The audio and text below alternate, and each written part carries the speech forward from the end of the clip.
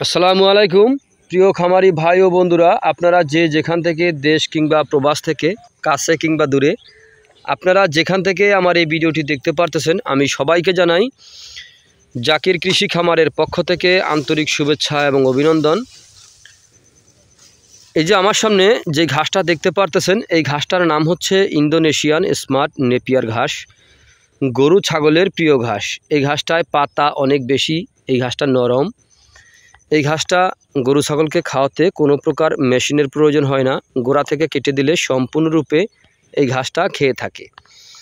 Indonesian smart Napier ঘাসে বর্তমান বাজারে বাংলাদেশের একটি সেরা ঘাস। তো দেখেন, ইন্দোনেশিয়ান স্মার্ট নেপিয়ার ঘাস প্রচুর পরিমাণে ঘাস হয়ে থাকে। যে দেখেন এখানে একটু রাস্তা দিয়ে, যে দেখেন রাস্তা,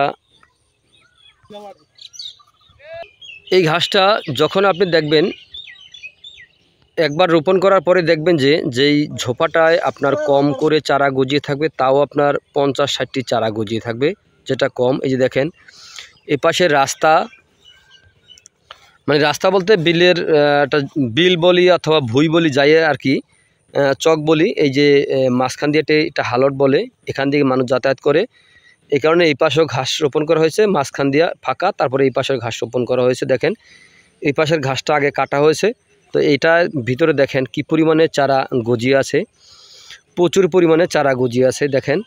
কিন্তু কাটিং যদি আপনি পরিপক্ক কাটিং সংরক্ষণ করতে চান, ওই ক্ষেত্রে কিন্তু অনেক দিন সময়ের প্রয়োজন হয়। এই যে দেখেন প্রত্যেকটা ঝোপায় কিন্তু ঘাস হয়েছে, প্রচুর পরিমাণে ঘাস হয়ে আছে প্রত্যেকটা ঝোপায়।